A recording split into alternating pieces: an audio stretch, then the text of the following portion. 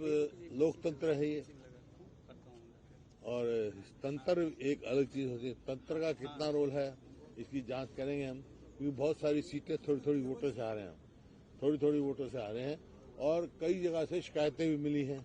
कहीं बैटरी की शिकायत मिली है, कोई मिली है, और जिस प्रकार से लोडिंग हुई है, मतलब डिले वो हुई है, उसके हिसाब से भी है। लेकिन नहीं आओ, वो हमारे जो है AICC वाले इलेक्शन कमीशन मिलेंगे, सारी बात कहेंगे, लेकिन इसमें कोई दो राय नहीं।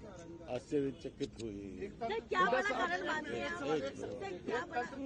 आपने एक तंत्र की बात कही, लेकिन एक कांग्रेस के अंदर भी एक तंत्र काम कर रहा है। कोई लीडर 6 दिन के लिए प्रचार करने नहीं जाता है, कोई लीडर दिल्ली में बैठ के केवल इंटरव्यू करता है। वो उस तंत्र नहीं, कांग्रेस एकजुट थी। ये तो आप लोगों की बात कहानी थी। अब बीजेपी का तो आप देख रहे नहीं, विद साहब कहीं घर से नहीं निकले, रामविलास जी शर्मा जी टिकट काट दी गई थी, वो तो अलग बात है।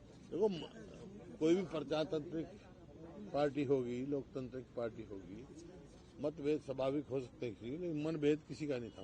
साहब, कुमारी शैलजा ने आज सवाल उठाया है कि प्रॉपर कोऑर्डिनेशन नहीं था, तालमेल नहीं रखा गया था प्रॉपर। कुमारी शैलजा ने कहा है कोऑर्डिनेशन रखना किसका काम है?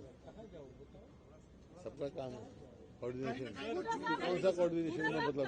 की बात जब आप कर रहे हैं तो क्या आप EVM की ओर इशारा कर रहे हैं? क्योंकि आपकी पार्टी ने कहा कि स्लो रिजल्ट जो है वो अनाउंस किए जा रहे हैं। कुछ ना कुछ है ना, जब इस बात की वो करेंगे। शिकायतें मिली हैं हमारे को कि भाई बैटरी की कहीं 99% बैटरी थी, कहीं 70% थी, सबकी शिकायतें उम्मीदवारों ने दी हैं, तो सारी हम उनका करेंगे। बड़े साहब, एक जो बात कही जा रही है एनालिसिस के तौर पे कि जो जाट और नॉन जाट में ये चुनाव बट गया और नॉन जाट वोटों का कंसोलिडेशन, पोलराइजेशन हुआ बीजेपी के पक्ष में, इस पर आप ऐसा कुछ नहीं है। ये आप लोगों के यहाँ कोई जात पात का नहीं, कांग्रेस की राजनीति है, कांग्रेस की स्पष्ट नीति है, न जात पे न हाथ पे मौल लगेगी हाथ। हुड्डा साहब, अब आपके पास क्या ऑप्शन बचता है? अब तो नतीजे सामने हैं, अब ऑप्शन आपके पास क्या बचता है? क्या करने वाले आगे? आगे क्या करने वाले हैं? प्रजातंत्र है, जहाँ लोगों ने जो फैसला होगा वो स्वीकार करेंगे हम। लेकिन जो है, कहाँ कुछ रही है तंत्र में, कहाँ कुछ हुआ, उसकी जरूर हम। भूपेंद्र सर, EVM को लेकर लोकसभा चुनाव में भी तमाम सवाल खड़े हुए थे। कई सीटों पर मार्जिन को लेकर, वोटों की गिनती को लेकर सवाल हुए थे और उसके लेकर संतुष्टिपूर्ण जवाब नहीं मिला था। अभी जिस तरह के सवाल उठ रहे हैं 99% और 66% वाला, जहाँ पर नई EVMs का इस्तेमाल हुआ, बता चुके इनको लेकर किस तरीके से बता चुका मैंने। रिप्रेजेंटेशन वो AICC में जयराम ने कहा है, वो करेंगे बात। जयराम जी ने कहा है कि जाएंगे। जयराम जी ने कहा है कि इस रिजल्ट को कांग्रेस स्वीकार नहीं करेगी।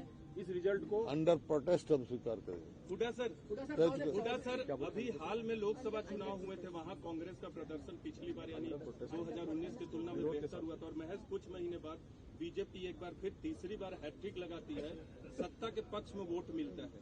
बीजेपी की ताकत मानते हैं या आप लोग अपनी कमजोरी मानते हैं? 19 में जोड़ जुगाड़ से इन्होंने बनाया था, सरकार बनाई थी। अब मैंने जो बताया उसका कारण बताया। अगर ये ऐसे होते तो इनको मुख्यमंत्री बदलने की क्या जरूरत थी?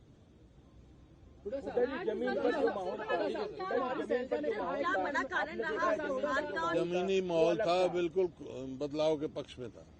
वही मैं कह रहा हूँ, आश्चर्यचकित हुए। हुड्डा साहब, कुमारी शैलजा ने कहा है कि जो जिम्मेवार लोग हैं हार के लिए, उनके खिलाफ कार्रवाई होनी चाहिए। होनी चाहिए। कौन लोग? पार्टी जांच करेगी। आपको लगता है कोई है हार का जिम्मेवार? मेरे को क्या पता।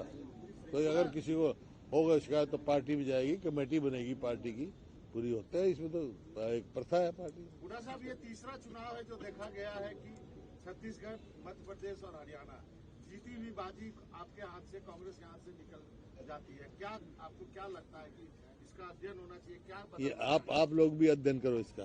सर, एक आखिरी सवाल सर, इस चुनाव में आप लोग भी अध्ययन करो। सर, इंडिया गठबंधन इस चुनाव में एकजुट नहीं रह पाया। आम आदमी पार्टी के साथ आप लोगों की बातचीत चली, जो बन नहीं पाई बात, समाजवादी पार्टी के साथ गठबंधन की बात नहीं हुई। क्या मानते हैं? ये आपको हमारी बात क्या पता? गठबंधन समाजवादी के साथ कोई बात ही नहीं चली हमारी, ना उन्होंने कहा कभी, ना बात है। पार्टी ने कहा कि अगर अलायंस होता हमारा तो आम आदमी चला था, हमने ऑफर किए थे, लेकिन आपने देखा क्या परफॉर्मेंस क्या थी। उस कमी की वजह से क्या ये परिणाम आया? अरे नहीं, क्या अलायंस की बात है, नहीं हमारे वो हुआ। सर इसी से एक जुड़ा सर इसी से जो सर इसी से एक मिनट में ये अपने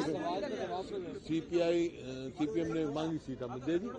अगर आम आदमी पार्टी भी अपने उसके हिसाब से मांगती जो ड्यू था उसका हम जरूर देते। हमने तो ऑफर किया था बस हो आवाज पद मानते हैं आप इस हार का कि आपने तमाम मुद्दे उठाए लेकिन उसके बावजूद आप लोगों की हार हुई है और आपने 10 साल बीजेपी की एंटी इनकम्बेंसी का हवाला बार बार दिया। क्या बड़ा कारण लगता है आपको इस हार का इस चुनाव में?